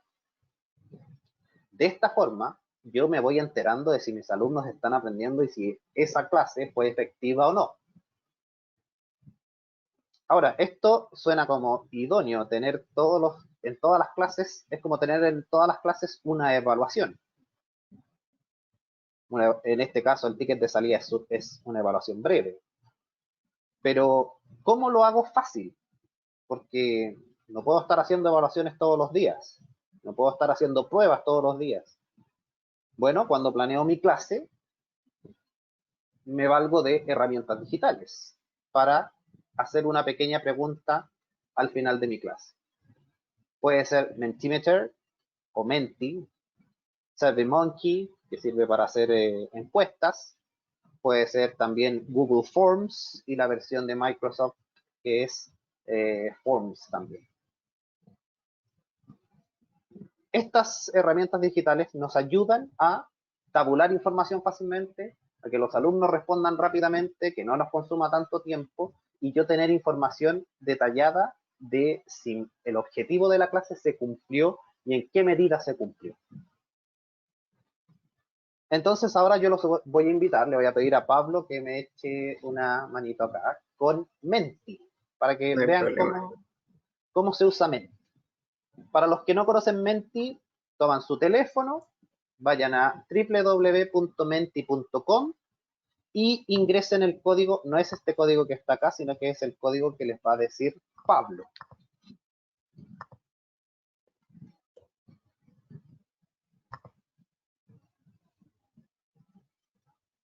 Aquí está. Es el 76 91 098. Bueno, entonces toman su celular, menti.com y digitan ese código.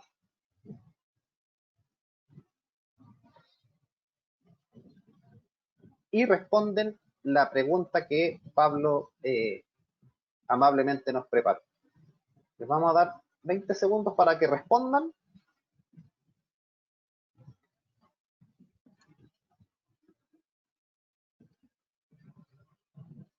Y ya van a ir apareciendo los resultados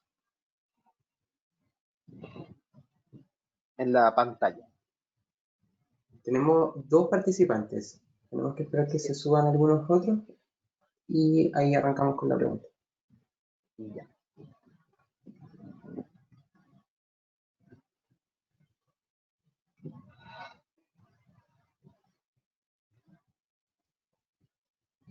Les recuerdo el procedimiento, toman su celular, entran a www.menti.com y les va a aparecer un recuadro donde tienen que digitar 76 91098. Aparece una pregunta, la responden y estamos. Déjame sumar alguien más.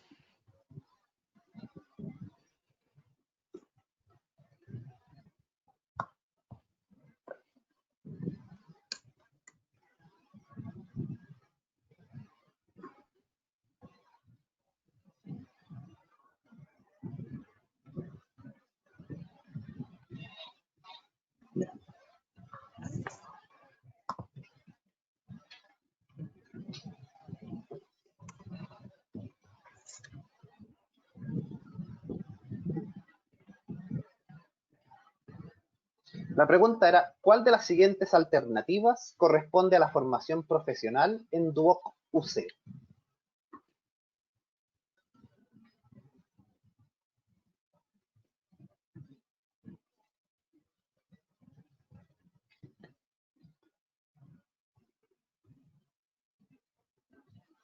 Ahí están los resultados.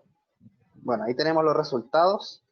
Efectivamente, desempeñarse con eficiencia y eficacia en el mundo laboral globalizado. Las otras dos son parte también de la misión de Duoc UC, las otras dos alternativas, pero van por otras de las 4 dimensiones que presenta. Vamos a volver ahora a la presentación. Bueno, Menti es una de las formas de hacerlo fácil. Otras formas son Google Forms. Hay gente que incluso ocupa post-its y les pide a los alumnos que escriban una pequeña respuesta y lo peguen en la puerta al final, y la persona después va y cuenta solo las respuestas incorrectas para tomar su decisión, y los post-its los desecha. Bueno, esta es una forma de facilitar la enseñanza basada en datos. Y por último, vamos a ver lo que es Flipped Classroom o clase invertida.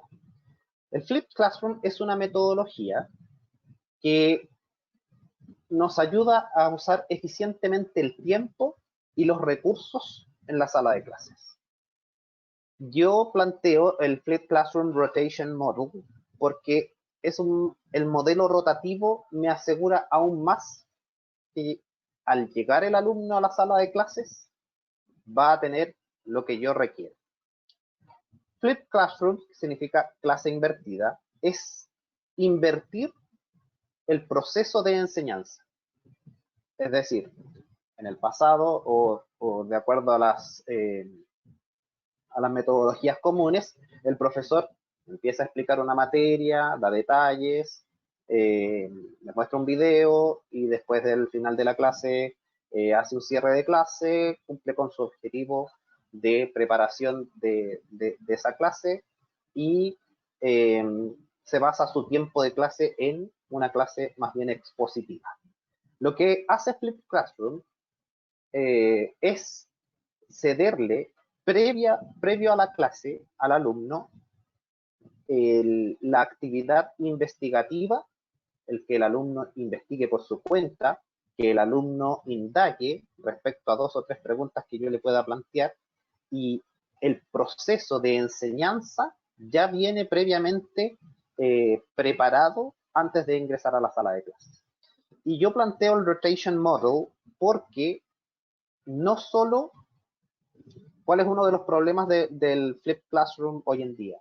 Que cuando llego a la sala de clase, por ejemplo, yo les pedí a mis alumnos, para la próxima clase lean esto, vean este video o hagan esta actividad, y cuando llego a la clase siguiente y pregunto quiénes le hicieron, habían varios que no lo habían hecho. Entonces, el Flipped Classroom es un proceso que tiene que irse el alumno acostumbrando, también el docente tiene que irse acostumbrando, necesita una preparación previa, pero en este Rotation Model lo que hago es darle una actividad a los alumnos, es decir, hay un aprendizaje individual, pero también hay una actividad colaborativa.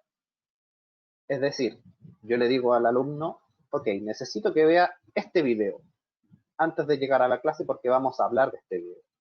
Pero después de ver ese video y antes de llegar a la clase, usted tiene que hacer este trabajo grupal. Entonces, si los alumnos no vieron el video, en la actividad grupal van a tener problemas. O solucionan su problema en la actividad grupal, o en la sucesión siguiente de actividades va a hacer esa actividad previa que el profesor le dio para hacer un aporte en su actividad colaborativa grupal antes de llegar a la clase. Para ir desarrollando el Flipped Classroom, yo planteo que en las primeras instancias esta actividad colaborativa grupal se dé al inicio de la clase. Entonces, yo pido a los alumnos, primero, ahora es muy simple hacerlo a través de Zoom o de Google Classroom o de otras plataformas que estén usando, en que uno crea pequeños grupos de trabajo. Entonces, ok, yo les pido, por ejemplo, ver un video. Y en base a ese video, yo planteo 3 preguntas y tienen que discutirlas en grupo al inicio de la clase. Y luego, cuando inicio mi clase, cuando ya han transcurrido los minutos que yo di para que respondieran esas preguntas, yo recibo a todos mis alumnos ya con con una avanzada de conocimiento de lo que yo podría haber hecho a lo mejor en media hora de clase. Entonces, tengo un uso más eficiente del tiempo. Ya no tengo que explicar desde cero un contenido, no tengo que partir desde cero una explicación y una exposición, sino que ya cuento con un capital de parte de los alumnos y me da esto la posibilidad de trabajar el pensamiento crítico, de trabajar la adaptación de lo que están haciendo, de lo que están viendo, de lo que están trabajando a su realidad, una discusión más analítica de lo que están haciendo y no meramente de conocimiento. Entonces, transformo esa clase que podrían haber sido 30 minutos de exposición, de yo contarles lo que podrían haber leído o visto en un video, a 5 minutos de actividades previas y varios minutos de análisis y de pensamiento crítico respecto a lo que estoy enseñando. Finalmente, pensar. Nos vamos a quedar con este análisis respecto a todo lo que hemos visto. Cuando estamos aprendiendo algo nuevo, hay un factor que suele pasarse por alto, que es el tiempo. Muchas veces creemos que hay que pasar materia, pasar contenidos sin detenernos. Y aquí yo hago una comparación respecto a lo que hace un levantador de pesas. Si un levantador de pesas está todo el día levantando pesas y no destina tiempo al reposo, al descanso, al sueño, sus músculos nunca van a hacerse más fuertes. Los levantadores de pesa que no duermen lo suficiente no progresan. Entonces, un levantador de pesas debe trabajar levantando pesas, pero también debe tener horas de sueño, horas de descanso y la alimentación que corresponde. Lo mismo pienso yo respecto a los estudiantes. No respecto a levantar pesas y dormir, sino que a que hago este símil entre el tiempo de trabajo, levantar pesas, pero también el tiempo para pensar, el tiempo de reposo, de descanso. Si nuestros alumnos no piensan, no analizan, no tienen el desarrollo de pensamiento crítico, solo se quedan con el conocimiento, solo se quedan con levantar pesas y sus músculos terminan sin tener el progreso que ellos desean. En educación, en la enseñanza de contenidos, en la enseñanza de nuevas cosas, de cualquier cosa que una persona quiera aprender y manejar y dominar, debe estar el tiempo para pensar, meditar, analizar lo que se está leyendo, escuchando o viendo.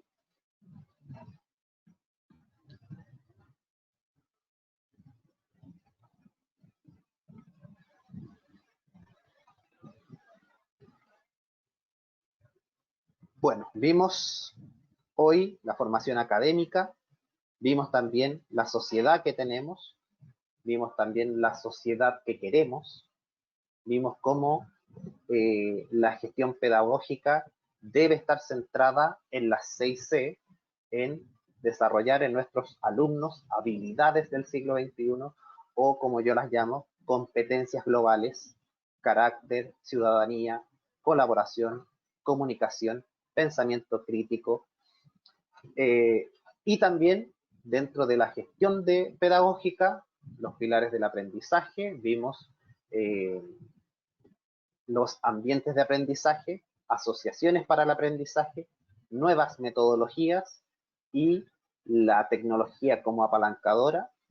Vimos también cuál era el rigor académico que busca Duoc UC para sus estudiantes, cómo ese rigor académico lo aplico al Backward Design Planning, a cómo diseño hacia atrás un curso, un ramo, una asignatura, cómo también todas mis decisiones en la enseñanza basada en datos se basan justamente en datos, en cómo esos datos que yo voy recabando día a día a través del ticket de salida que yo les planteaba, y en las evaluaciones van siendo parte de mi quehacer docente y de cómo yo modifico las metodologías y las formas de enseñar para lograr los objetivos de aprendizaje.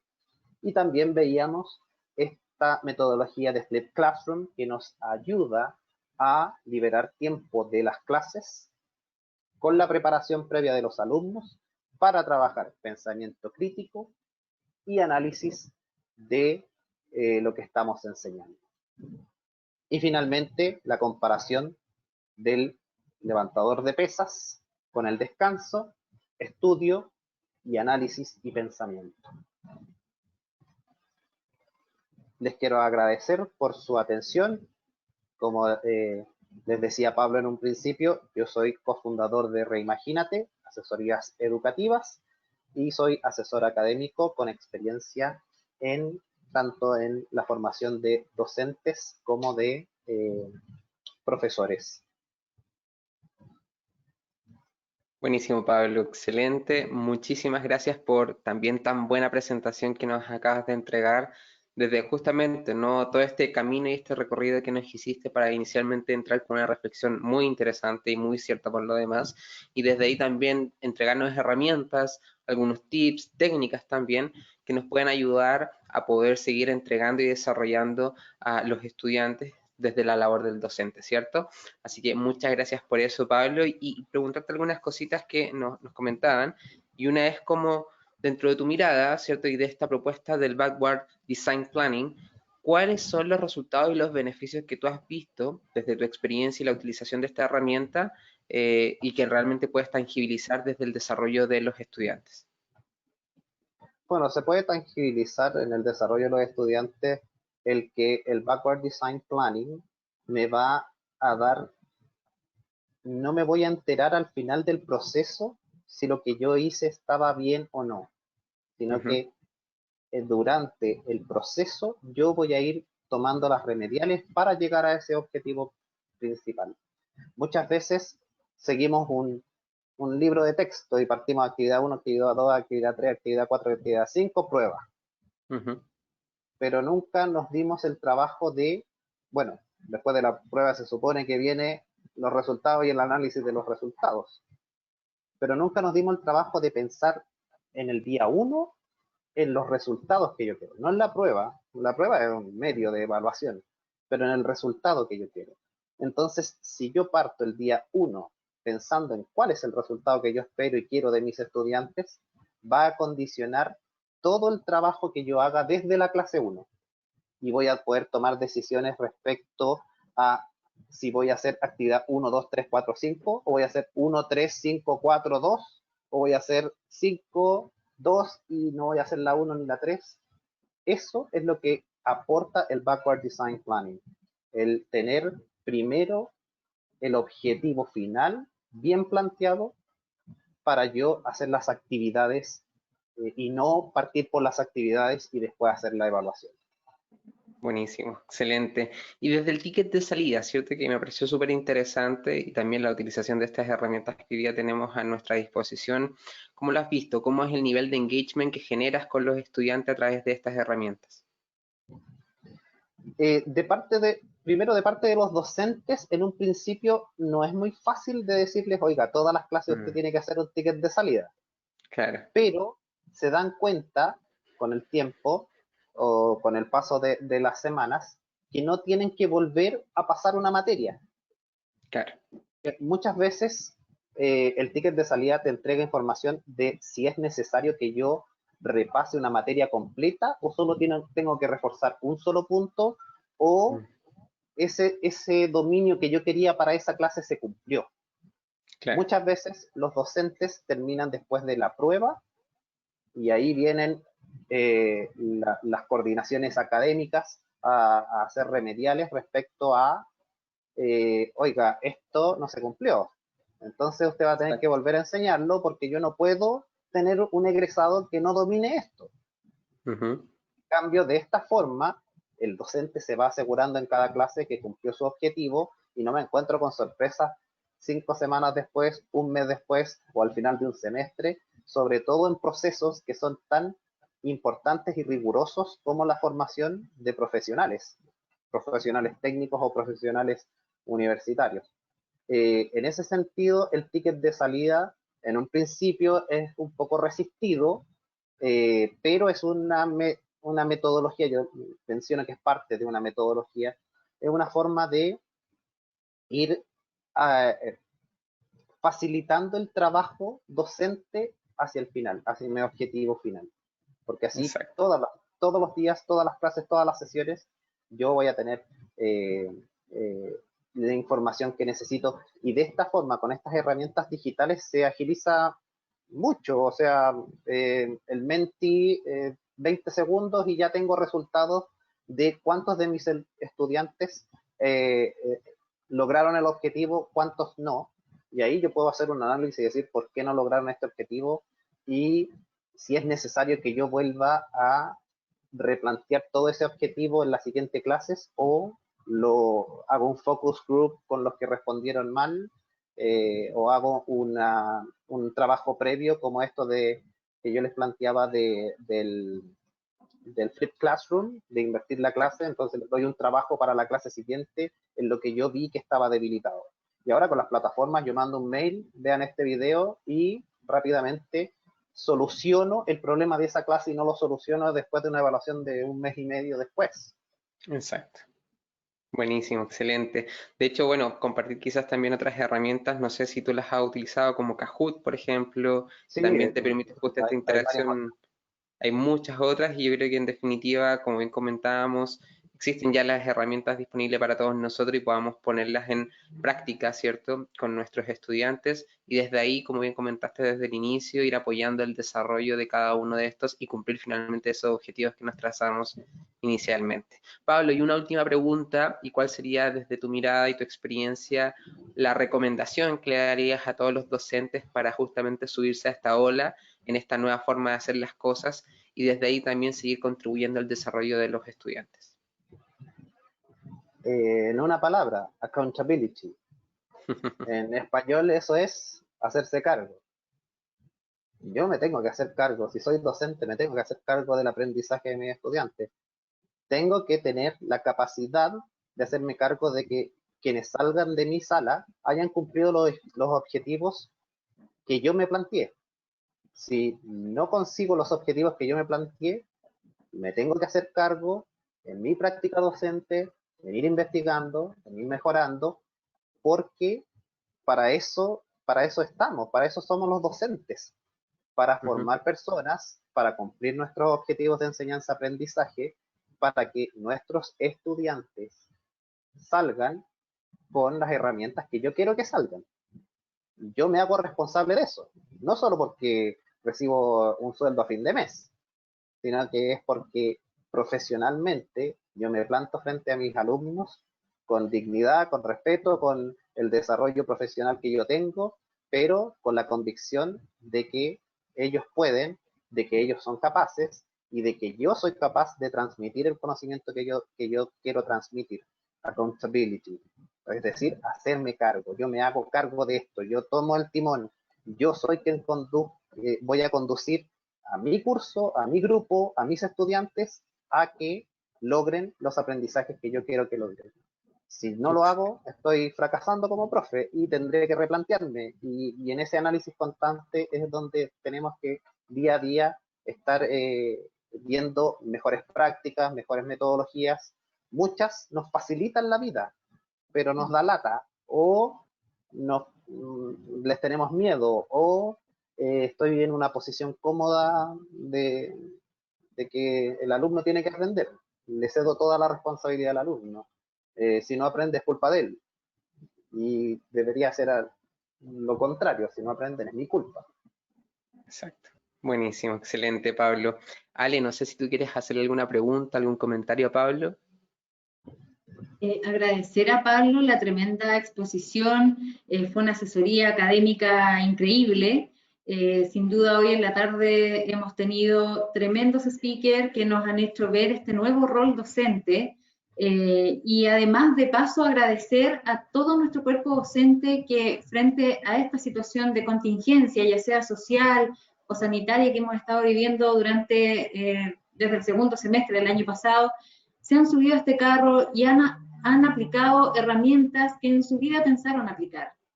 Han tenido que adaptarse a estas nuevas tecnologías y, por cierto, coincido con lo que menciona Pablo también, muchas de ellas vinieron para facilitar la labor docente. Entonces, hoy en día se han visto en muchos casos casi obligados a utilizarlas, pero al manejarlas se dan cuenta que han sido un apoyo a la labor tremenda que realizan en la formación de todos nuestros estudiantes, ya sea técnicos o profesionales. Así es que, sin más, tengo el honor de dar cierre a este tremendo encuentro internacional en donde sin duda abordamos este tema que es relevante para nosotros como institución, para nuestros estudiantes y para nuestro cuerpo docente. Me despido, les agradezco en nombre de la Escuela de Salud a todos ustedes que hicieron esto se llevara a cabo. Así que muy buenas tardes y que estén muy bien. Muchísimas gracias, Ale. Totalmente concuerdo con lo que nos cuentas y también sumarme a los agradecimientos tanto de los expositores, equipo organizador y también de todos los asistentes que hicieron posible esto y también a todos aquellos que van a ver este contenido más adelante que les va a quedar ahí para seguir apoyando su desarrollo profesional. Así que muchas gracias por eso también. Y bueno, nos veremos en una próxima oportunidad. Así es. Hasta luego, que estén muy bien. Chao, chao. Hasta luego.